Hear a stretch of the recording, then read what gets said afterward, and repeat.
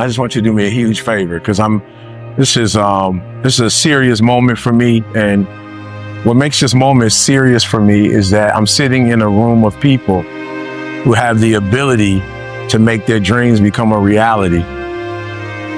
And we live at a time and live in a country where we can make that dream a reality. And you have to understand that there are times that I speak, for instance, in prisons, and I'm talking to individuals who will spend the rest of their lives in prison, and they don't have options. They don't have a lot of choice. That what I do when I come in is I provide a sense of hope, and I provide some inspiration, but I'm not able to help them to bring about the change that they want to see happen. And I'm so excited to be in this room because the words that I say in this moment can fuel the rest of your life.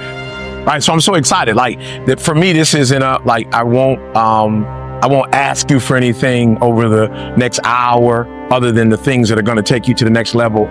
But I'm excited because when I leave, I literally we may never see each other again, but I have the ability when you walk out of this room to make you operate in a way you've never operated before. And once you do that, because I know if you're in this room, I know there's something special about you, that once you leave this room and you go from 70 to 120%, there are going to be some things that happen in your life that didn't happen before, not because you didn't have the ability. So this is not an ability room.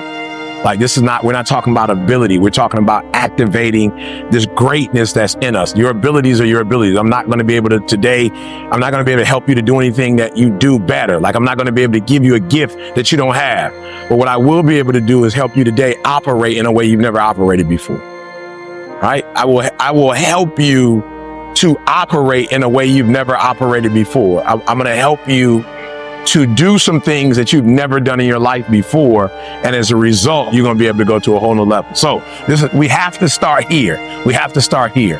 Just write down those things, 1 or 2 or 3 things that you have to desperately get done before this year ends. It's desperation. I don't have a choice. I don't have an option.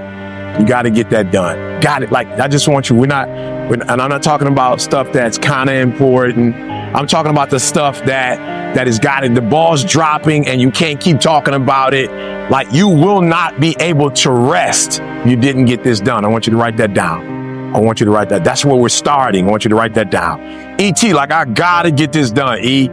Like, E, this is no option. This is not like a vacation.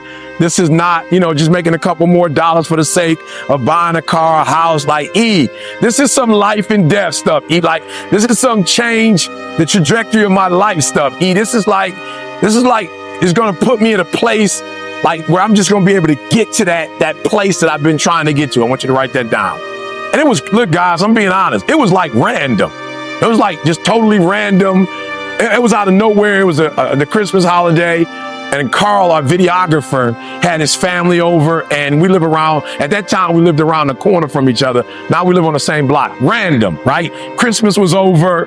We just going to the house, just eating dinner. It just was a random night. And somehow we got to talking, and Carl's wife is from Barbados, and she didn't have citizenship. So unfortunately, she was in the States without citizenship, and so she had to stay in school in order to eventually get her citizenship. So she did her master's degree, she was in her PhD, and it was weird. It was just like, yo, E.T., I don't know how it happened, but it was like, yo, E.T., my wife is going to get her degree before you get yours.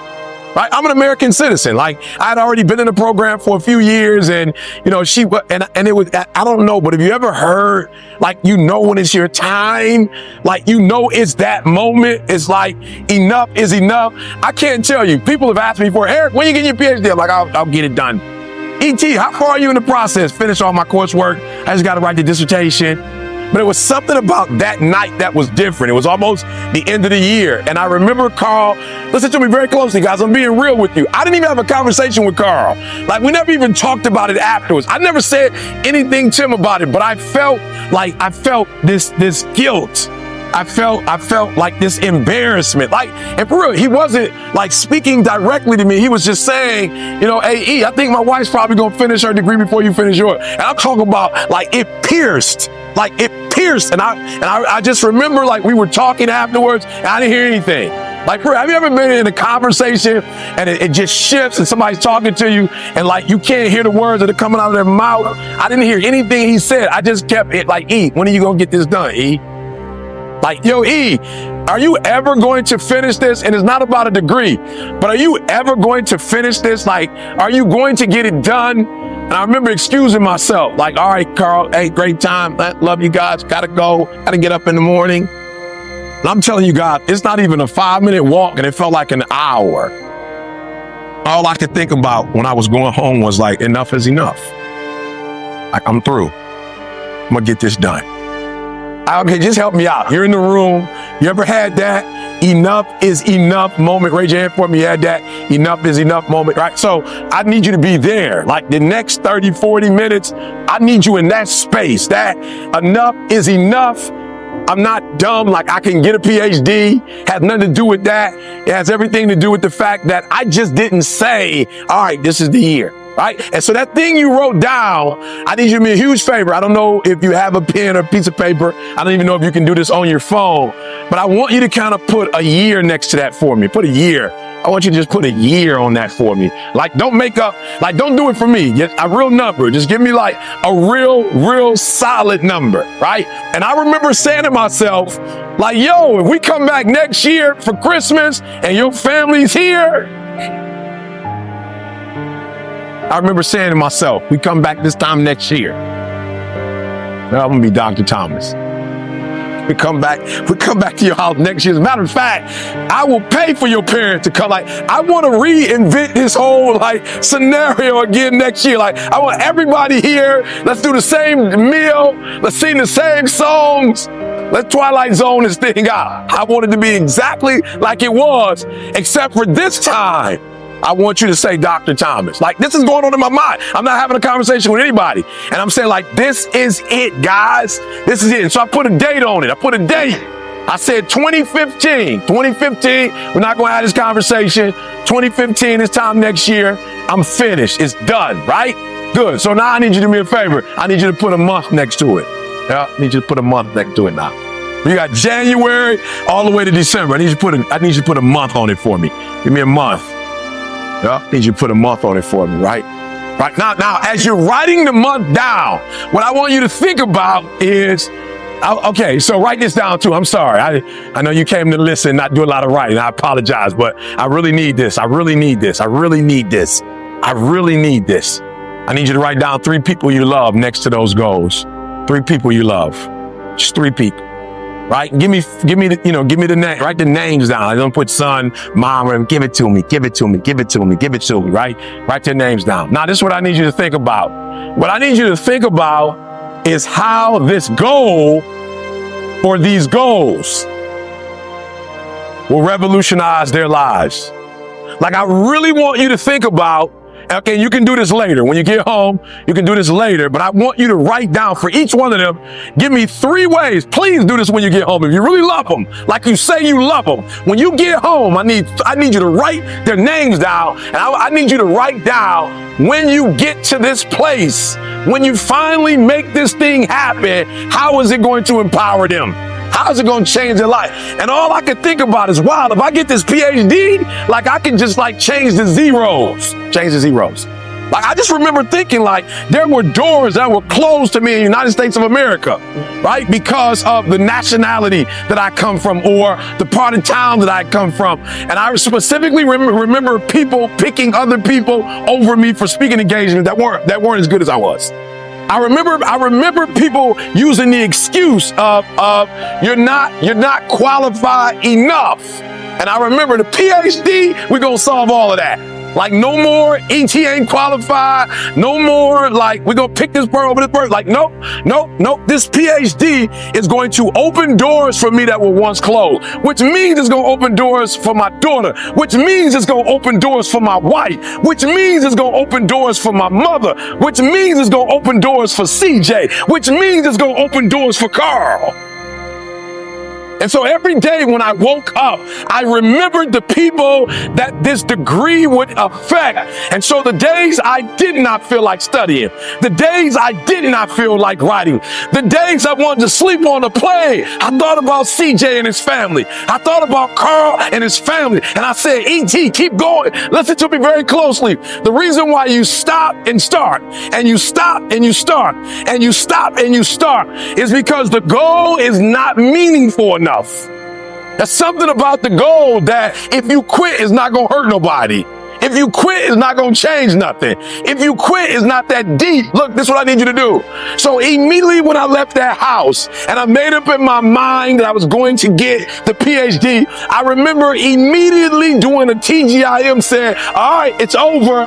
It's over. A year from now, I will be Dr. Thomas. And I just didn't speak it into the atmosphere. I spoke it to people who will hold me accountable. Write it down. Write it down. Who's going to hold you accountable? Who's going to hold you accountable? Who's that person?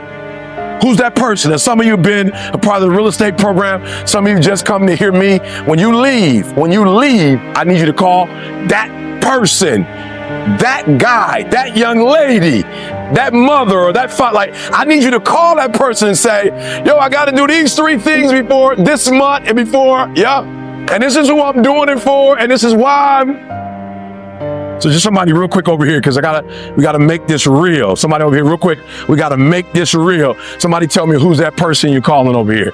Who's that person you're calling? Who's that person that on this side, that person who's gonna hold you accountable? Who's that person? You've identified that person. As you raise your hand for me, tell me who that person is. Yes, sir, who's that person? Good. Look, I need you to hear me. Here's the last step and we move it forward. The last step is I need you to identify that person. And I identified that person. After I went on YouTube and said, hey, guys, I'm marching. Matter of fact, I turned it into an event. Listen to me very closely. I rented out a space. I put the deposit down. I tasted the food. Like we did a tasting. I decided what food we were going to eat. The linen. We had to decide what linen. This is 8 months before I even graduated. Never forget, one of the professors came to me and said, E.T., there's a lot of paperwork to fill out. We got about 2 or 3 months left, and I'm just going to be honest with you. You waited on some things because you weren't in school, and now you're back, but I just don't think you're going to be able to make it happen. And I laughed. I chuckled. She said, no, I'm serious. There's a format, and there's a way, and there's some, and you didn't, and it takes this month for this long, 30 days for this, 6 weeks for that, and you just didn't put your paperwork in time. And I said, ma'am, I'm sorry, but you don't get it. I called my grandma and told my grandma I was graduating. Like, no, I'm being serious. Like, I called my grandma, and my grandma said, baby, you know I'm on a fixed income. So if I buy this ticket, grandma can't get her money back.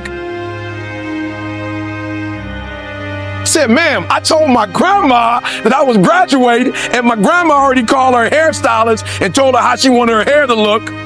Grandma went out and bought a dress. My grandma bought a dress for the graduation. And you got to hear what I'm saying, because you're listening to me, but you're not listening to me.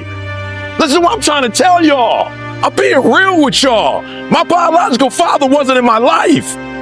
Hear what I'm saying? My mother hid from me who my biological father was, yet my grandmother's always been in my life. That don't go together. My grandmother said to my mother, if you want to hide the identity of his father, that's cool, but you can't take my grandson from me. And so ever since I've been a kid, my grandma been to everything. She's never missed anything. And when my grandma called, she said, you better make sure you graduate, baby, because I'm coming. And so what I'm trying to tell you is, I didn't get the degree to get the degree. I got the degree because I called my grandma. I'm trying to tell you the reason why you're not